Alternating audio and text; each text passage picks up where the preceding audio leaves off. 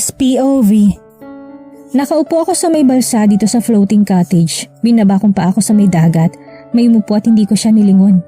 Kaya pa ba? Tanong nito sa akin. Nakatingin lang ako sa dagat. Tumawa ko. Kaya pa, hanggat hindi niya ako sinasaktan pisikal ay walang masasaktan sa aming dalawa. Seryoso ka ba sa sinabi mo kanina? Tanong nito, nilingon ko siya. Ano ka ba dyan? Hindi ko kayang gawin yun kay Kara unless kung sagad na talaga ako. Kaibigan pa rin ang turing ko kay Kara. Sabi ko sa kanya. Believe talaga ako sa'yo. Kung ako yan, baka sinabunutan ko na siya o nasaktan ko na siya. Nagpipigil lang din ako kanina. Hayaan mo na. Siguro magsasawa din si Kara or she just test me. Kung hanggang saan ang pagkagusto ko kay Nathaniel. Hanggang saan nga bang pagkagusto mo kay Nathaniel? Tanong nitong muli. Napalingon ako sa gawin ni Nathaniel. Nakangiti doon nakikipagkwentuhan sa mga kaibigan. Ngumiti ako na para bang wala sa sarili. Mahal ko siya, pero hindi ko pa siya sasagutin. Siguro sa birthday ko na. Tumingin ako sa malayo. Kahit na alam ko hindi abot ng paningin kong dulo ng dagat, napabuntong hininga na lang ako. Malapit na palang birthday mo. May party ba? Tanong nito. Alam kasi nito na hindi talaga ako nagpapaparty tuwing birthday ko. Simple dinner lang siguro. Siguro iimbitahin ko kayo at si Nathaniel. Hindi talaga mawawala si Nathaniel. Ang aggressive mo, Kara. Napalingon ako sa gawin nila Nathaniel. Nalalaki mga mata ko dahil sa nakita. Nakakandong lang naman si Kara kay Nathaniel at hinalikan nito ang lalaki. Galit ang nababanaag ko sa aking mukha at mga mata. Umuusok ang ilong ko sa galit. Agad akong tumait dali-daling pumunta sa gawin nila Nathaniel. Nang makarating na ako ay agad kong hinilang buhok ni Kara. Napasigaw ito dahil sa ginawa ko. Hila-hila ko tumalapit sa dagat at inuhulog ko to doon. Sinagad mong pasensya ko, Kara. Hindi ko na sana gagalawin ang mga negosyo mo. Pero dahil maharot ka, asahan mo bukas wala ka ng negosyo. Pagkasabi ko na nito malun ako agad siyang pinuntahan. Agad kong hinawakan ang ulo nito at inilublob sa dagat. Hindi ko na pinapansin ng tumalon. Nabitawan ko si Kara na may kumuha sa mga kamay ko mula sa ulo nito. Umahon si Kara na habol-habol ang hininga. Ni walang isang tumulong dito. Habang ang lalaki nasa likuran ko ay nakahawak sa bewang ko para pigilan ako. Nagpupumiglas ako sa hawak ni Nathaniel. Nang makawala ako sa hawak nito ay agad akong umahon. Tinulungan ako ni Susie. Kulang pa yan, Kara. Tandaan mo sinabi ko. Bukas wala ka ng negosyong babalikan. Matigas kong sabi kay Kara. Tinalikuran ko silang lahat dahil hindi pa rin nawawalang galit ko kay Kara. Kulang pang ginawa ko sa kanya. Sobrang lalim na ng gabi na makabalik kami sa dalampasigan. Pagkababa ko sa bangkay agad akong pumasok sa hotel at pumunta sa kwarto ko. Nang makapasok ako sa kwarto kay nagpadaos-dos ako. Hindi ko mapigilan ang lumuha. Nasasaktan ako dahil kahit anong higpit ng kapit ko ay may nakakalusot pa rin. Agad akong tumayot pumasok sa banyo para maligo dahil mamaya ay pupunta kami sa isang bar dito. Nang matapos na ako ay agad ako nagbihis at lumabas ng kwarto ko. Dahil siguro sa nababagot ako sa kakaantay sa kanila at sa dalampasigan muna akong maghihintay sa kanila. Pinadalhan ko na lang sila ng mensahe na nasa dalampasigan lang ako. Nang nasa dalampasigan na ako ay napatingin ako sa malayo. Ang ganda ng dagat, sobrang tahimik. Napatingala ako sa langit, maraming mga bituin. Walang ulan na darating. Ang ganda ng gabi ngayon ano? Hindi ko siya nilingon, nasa langit pa rin ang tingin ko. Oo nga sobrang ding tahimik ng gabi ngayon.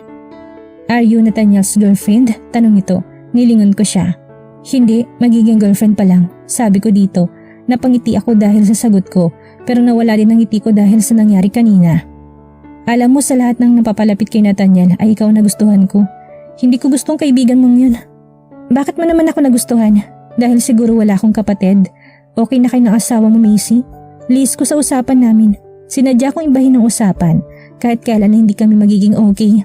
After what he did to me. Parang nakakatakot sumugal na. Sabi nito sa akin. Siguro may dahilan kaya nangyari to sa inyong dalawa. Ngumiti ito pero hindi abot hanggang mata. Siguro pero ang pinagpapasalamat ko yung makawala sa kanya. Akala ko talaga mahal niya ako. Ginawa niya lang pala akong accessory sa lahat ng plano niya. Ginawa niya akong laruan. Hinawakan ko siya. Nakita kong luha sa kanyang mga mata. Siguro talagang nasaktan si Macy sa ginawa ng asawa nito. Pero sana'y magiging maayos ng lahat. Niyakap ko siya. Sana maging maayos kayo ng asawa mo. Humiwalay ako sa kanya at nginitan to. Alora, halika na! Sigaw ni Susie. Sana'y magkabanding din tayo. Nakangiti kong saad kay Macy. Yeah, sana nga. Umalis na ako sa harapan ni Macy at tumakbo papunta kay na Susie. Pero bago ako makarating ay lumingon ako kay Macy at kinawayan to. Gumanti to ng kaway sa akin. Tuluyan na ako nakarating kina Susie at biglang umasim ang mukha ko dahil nakita ko si Kara. Umiwas ito ng tingin sa akin. Naglalakad kami papunta sa isang club na nandito sa resort nila Macy. Magkasabay kami ni Nathaniel sa paglalakad pero walang imikan. Walang may balak na bumasag ng katahimikan sa aming grupo. Nang makarating kami doon ay sobrang ingay. Agad kami pumasok at umupo sa isang table. Sobrang ingay ng club at parang meron ding tumutugtog. Agad na umorder sila Susie. Tumawag sila ng waiter at agad na lumapit sa amin. Marami silang in-order. Magkatabi kami ni Nathaniel pero sobrang layo ni Kara sa amin. Siguro dahil nadala na ito pero parang walang kadaladalang babaeng to. Abala ko sa pag-inom na may makita akong babaeng papalapit sa gawin namin. Hi! Ngiti nito sa amin o kay Nathaniel. Hindi sumagot si Nathaniel. Nanatili na tingin nito sa baso. Ako nga pala si Clem. Doon lang ang table namin. Nanatiling ngiti nito sa labi. Still no response from Nathaniel. Napahiya yata ang babae pero hindi man lang umalis. Itatabi ko na sanang babae na magsalita si Kara. Could you please stop plastering that man? He is mine! Tumaas ang kilay ko. Talagang sinasagad ako ng babaeng to. Tumayo si Kara at lumapit kay Nathaniel. She sat on Nathaniel's lap and kissed Nathaniel on the lips pero hindi natuloy.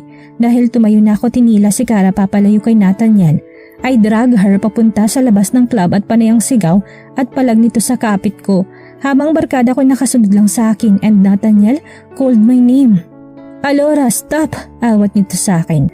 Lalapitan na sana niya ako nang makita nitong mga mata kong galit na galit habang ang mga barkada ko nanatiling nakasunod sa akin at si Kara naman ay panay sigaw at pagpupumiglas mula sa hawak ko, patuloy ko siyang hinihila. Halika dito. Siguro nakukulangan ka pa kanina. Hinila ko siyang papuntang dagat at nilublob ko siya doon nang walang pagdadalawang isip.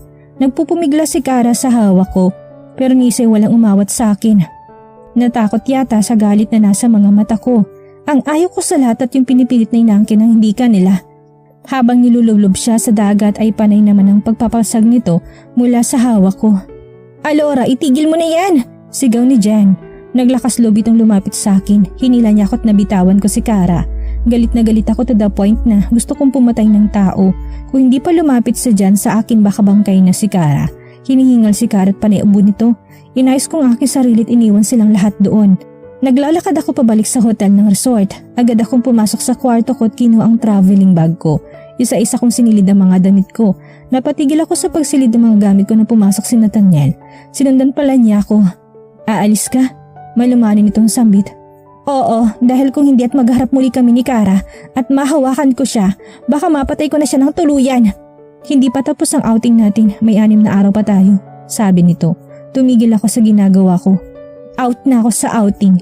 Hindi ko masikmurang pinagagawa ni Kara at ikaw naman hindi ka umiiwas. Siguro gusto mo din ano? Tanong ko dito. Hindi ko gusto yun. Nabigla nga ako dahil sa ginawa nito. Kaya please, huwag ka umalis. Pigil ni Nathaniel sa akin. Aalis ako Nathaniel sa ayaw at sa gusto mo. Maiwan ka dito kung yun ang gusto mo. Basta ako, aalis ako. Pagkasabi ko nang agad kong binitbit ang mga gamit ko, lumabas ako sa kwarto ko at naabutan kong papunta sa kwarto ko sila Susie. Aalis ka? Tanong ni Susie. Hindi ako makatingin sa kanila, iniwas kong tingin sa kanila. Dahil hindi ko kaya makapagplastikan kay Kara. Pinaalis na namin si Kara kaya please huwag ka na umalis. Pagsusumamo ni Susie, napabuntong hininga ko. I am sorry, I need to go home. Umalis na ako sa harapan nila. Nilagpasan ko sila. Masakit man sa loob ko na iwan ang barkada ko'y kailangan. Kailangan kong pakalmahin ang aking sarili. Dumating ako sa kondo kong lulugo-lugo. Hindi muna ako umuwi sa amin dahil hindi ko kayang harapin si Mami lalo na't may dinaramdam ako. Walang ibang nakakaalam ng kondo kong ito kung hindi ako lamang. Dahil nga may 6 na araw pa ay dito muna ako sa kondo ko. Dito ako magstay muna pansamantala. Ayaw kong sagutin ang mga tanong ni Mommy kung bakit napaagang uwi ko lalo na't hindi nito gusto si Kara. Kinuha kong phone ko. Tinawagan ko makakatulong sa akin. Kailangan kong turuan ng leksyon si Kara. Isang leksyon na hindi nito makakalimutan. Humiga ako sa kama ko. Ang dami kong iniisip. Hindi ko na malayan nakatulog pala ako. Nagising ako kinaumagahan na para bang may ingay sa labas ng kwarto ko. May sarili kasing kusina ang kondo ko para na din itong bahay. Agad ako pumunta sa banyo para maghilamos. Mamaya na lang ako maliligo. Lumabas ako kung lutang-loo ko nang makita isang malata. I know that malata. Dali-dali akong pumunta sa kusina at nakita kong barkada ko doon na sobrang gulo. Nanggugulo sila sa ginawa ni Nathaniel. Anong ginagawa niyo dito at paano niyo natuntun ang kondo ko? Tanong ko sa kanila. Hi Alora, lumapit sa akin si Susie at tinilikan ako sa pisngi. Si Nathaniel ang nagturo sa amin sa kondo mo. Nag-alala kasi kami sa iyo, kaya agad kami sumunod. Paliwanag nito sa akin. Tiningnan ko si Nathaniel, abala ito sa pagluluto. Anong oras kayo dumating? Tanong ko sa kanila. Kagabi pa, agad kang pumasok sa kwarto mo at nakatulog, kaya hindi ka na namin ginising. Ngumiti ako dahil alam ko, kahit na anong mangyari ay hindi ako iiwan ng mga kaibigan ko. I feel bad to Kara, talagang sinira nitong pagkakaibigan namin, ninalagaan sa mahabang panahon. Nang araw din iyon ay nasa kondo lang kami. Bumili kami kinagabihan ng maiinom. Kahit paano naging masaya naman. Masaya na din ako dahil kasama ko mga kaibigan ko. Nasa convenience store kami ngayon at namimili ng mga pagkain at maiinom. Dahil doon na lang kami sa kondo ko magiinom at magpapakalasing. Sa Lunes kasi balik eskwela at magiging busy na din ang ilan sa amin. Agad kaming pumunta sa counter para bayaran ang mga binili namin. Nagtatawanan si Susie at Jan. Nang papalapit na kami sa counter, agad namin binayaran at agad kaming umalis sa convenience store na yon. Sumakay na kami sa sakyan namin pero bigla akong kinabahan, kaba na hindi ko alam kung para saan. Malapit na kami sa kondo ko nang hindi namin inaasahan na susulpot ang isang pajero at alam kong babanggayin sa amin. Kakabigin ko sanang manibala ng sasakyan ni Susie, ngunit huli na, sinalpok na kami ng pajero. Tumamang ulo ko sa dashboard ng sasakyan at nawalan ako ng malay. Nagising ako na masakit ang ulo ko. Tinignan kong mga nasa tabi ko, walang malay si Susie, ganon din si Jen na nasa backseat. Nagkakagulo din mga tao sa labas at may mga medic. Dahil siguro sa sakit na nararamdaman ko'y nagdilim muli ang aking paningin at nawalan ako ng malay. Nagising akong nanunuot sa aking ilong ang isang amoy ng gamot. Naalala kong naaksidente kami ni na Susie nang pauwi na kami sa kondo ko. Akala ko hindi na ako makakaligtas. Idinilat kong mga mata ko ngunit wala akong nakita. Purong dilim at walang liwanag. Agad ako nagpanik dahil wala akong nakikita. Hey, easy. Kahit na may kasama ko hindi ako tumigil sa pagwawala. Bakit ang dilim? Bakit wala akong makita? Tanong ko sa kanya. Answer me, Nathaniel! Sabi ko ng buo niyang pangalan. Natamaan ang mga matamot na pasukan ng bubong ng salamin, kaya kailangan mo mag-undergo na operasyon at need mo na din ang donor. Pero wala pa ring donor para sa eyes transplant mo. Sagot ni Nathaniel. Hindi ko mapigilan ang umiyak, so it's mean bulag na ako. Lumuluha ang aking mga mata, hindi ko akalain na nabulag ako. Temporary lang dahil once na may donor ka na, ooperahan ka kagad. Si Susie at Jen, kamusta sila? Mahina akong tanong. Okay naman sila, pero si Susie, kailangan niya manatili ng ilang buwan sa ospital dahil malaking damage ang nagawa sa mga paa niya. Sabi nito sa akin. Hindi ko mapigilan ang lumuha. Naawa ako sa mga kaibigan ko. Ilang araw akong tulog. 1 buwan kang natulog. Napatigil ako sa sinabi nito. 1 buwan at sa 1 buwan na yun maraming nangyari. Iwan mo na ako, Nathaniel. Gusto ko na magpahinga. Taboy ko dito. Hindi ako aalis. Dito lang ako. Humiga ako. Alam kong wala nang mga tubong nakakabit sa akin at nilipat na din ako ng kwarto. Ang hindi ko lang matanggap ay ang pagkabulag ko. Kahit na temporary lang yun ay bulag pa rin ako. Humiga ako sa kama ko at nakatulog. Nagising ako muli na para bang may nag-uusap. Kamustang anak ko, Dok? Tanong ni Mommy. Alam kong si Mommy ang kausap ng doktor. Kahit nagising ako'y alam kong hindi ko pa rin makikita si Mommy. Okay lang siya. Wala naman siyang komplikasyon. Magkakaanak pa bang anak ko after she had a miscarriage? Tanong muli ni Mommy. Miscarriage? Nakunan ako? Oo naman, mabubuntis pa pong anak niyo. Umalis na ang doktor. Hindi pa rin ako makapaniwalang na walang anak ko sa akin. How's your feeling, Alora? Tanong ni Mommy sa akin. Okay lang ako, Mommy. Nakunan po ko? Tumahimik to. Hindi agad nagsalita si Mommy. Yes, at hindi agad nalaglag ang bata. 1 linggo bago ka na aksidente nakunan ka. Bigla ka na lang nag-bleeding. Sabi nito sa akin. Hindi ko mapigilan ang lumuha. Shh, huwag ka nang umiyak, anak. Makakasama sa'yo yan. Alam ba ni Nathaniel na nakunan ako, Mommy? Tanong ko kay Mommy. Hindi agad nagsalita si Mommy. Hindi, anak. Kailan tayo uuwi, Mom? Tanong ko kay Mommy. Pero hindi ito nagsalita. Nagtatanong lang naman ako dahil nababagot na ako sa ospital. Kahit nakagigising ko lang ay alam kong matagal na ako dito sa ospital. Gusto ko na din na sa bahay magpahinga. Bumukas ang pinto ng kwarto ko dito sa ospital at alam ko may pumasok. Nandiyan ka na pala, iho. Kausap ni Mommy sa bagong pasok. Nakiramdam ako, agad kong naramdaman ang labi ni Nathaniel sa noo ko. Napapikit ako. How are you? Tanong ito sa akin. I'm fine, I want to go home. Anas ko dito. Hindi pa pwede, kailangan mo pang maobserbahan. Sabit nito sa akin. Kinapa ko ang mukha ni Nathaniel at tinaplos ang pisngi nito. Dinama kong init nito, agad kong inihilig ang aking ulo sa matigas nitong dibdib. Hindi ko napigilan ang lumuhang muli. Bakit nangyayari to sa akin? Sa amin? Oh, what's wrong? Tanong ni Nathaniel sa akin. Agad nitong pinahid ang aking mga luha na nagsatalunan. Umuwi na si Mommy? Tanong ko. Oo, ako na muna magbabantay sa'yo. Sila Susie, kamusta? Okay na sila, nakalabas na si Jen sa ospital and Susie is fine too. Sabi nito sa akin. Sino may gawa nito? Tanong ko. Inimbestigahan pa kasi nakatakas ang driver na Pajero na bumangga sa inyo. Sinadya ba o aksidente? Tanong ko. Kasi sa nakita ko bago bumangga sa amin na Pajero para bang sinadya. Hindi pa alam, baka aksidente lang yun. Baka nga.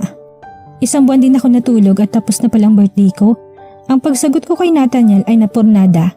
Siguro pag nakakita na lang ako, dito ko din masusukat kung gaano ako kamahal ni Nathaniel. Kung totoo ba ang nararamdaman nito sa akin. Ilang linggo din akong nanatili sa ospital, bagot na bagot ako. Ngayon ay uuwi na kami sa bahay namin, may personal nurse naman ako. Napabuntong nga ako dahil unti-unting hindi pa rin ako makapaniwala na wala sa akin ang una kong anak. Ready ka na? Tanong ni Nathaniel sa akin. Nginitian ko to. Kahit na hindi ko nakikita si Nathaniel, alam kong nasa tabi ko lang ito. Araw-araw kitang dadalawin, sabi nito sa akin. Nasa bahay na kamit na sa kwarto na ako. Nilipat nila Mami ang kwarto ko. Nasa ibaba ng kwarto ko instead na nasa itaas. Dahil kung gusto ko daw na lumabas hindi na ako mahihirapan. Nasa kama ako nakahiga. Mahaba din ang biyahe namin. Hanggang ngayon ay wala pa ring donor para sa eyes transplant ko at alam ko na matatagalan pa ako bago makakita. Siguro titigil muna ako sa pag-aaral since wala nang ang paningin ko ngayon. Aalis na ako, babalik ako mamayang gabi para samahan ka mag-dinner.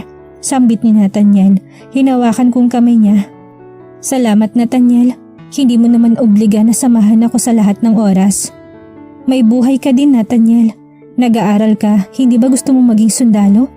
Abutin mo yon at alam kong kaya mo yon. Nang kasama ka, gusto ko kasama kitang abutin kong mga pangarap ko na yon, Alora. Sisikapin ko na makahanap ng donor para sa mga mata mo. Sabi nito sa akin. Hindi kailangan Nathaniel. Kaya na nila Mami yun. Hindi, tutulong ako. Gusto kong ipadama sa'yo kung gaano kita kamahal. Kung pwede lang ng mga mata kong ibigay ko sa'yo ay gagawin ko. Huwag Nathaniel. Yan ang wag na wag mong gagawin. Huwag mo ibigay sa akin ang paningin mo. Ayaw kong bagabagin ako ng konsensya ko. Hinalikan ni Nathaniel ang noo ko. Tapos ay ang labi ko. Mahal kita. Sambit nito. Mahal din naman kita. Mahina kong sambit. Ano sabi mo? Pakiulit nga. Tanong nito sa akin. Sabi ko mahal kita at oo, sinasagot na kita Nathaniel. Pasensya na't natagalan, dapat tong birthday kong sagot. Pero ito nga, na-aksidente ako't nabulag pa. Agad niya ako niyakap ng mahigpit. May luha nang pumatak sa aking balikat. Bakit umiiyak ka? Tanong ko dito. Lumayo to sa akin at tinalikan ako sa labi ng mapusok. Nagpaubaya ako, gumanti ako ng halik.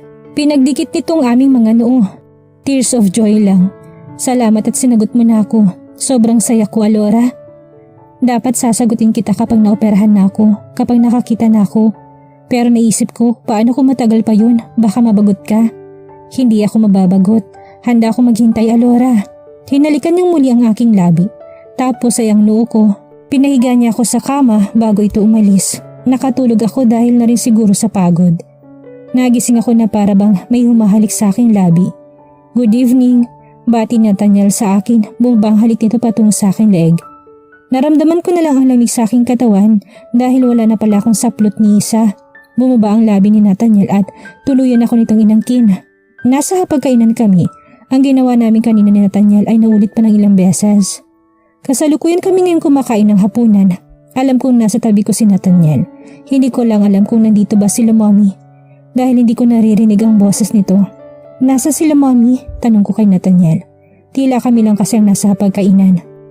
May inaayos lang, babalik din kaagad sila. Kaya akong kasama mo ngayon. And kumain ka na ng marami para maayos ang kalusugan mo. Sambit ng binata. Hindi ka ba nahihirapan sa akin, Nathaniel?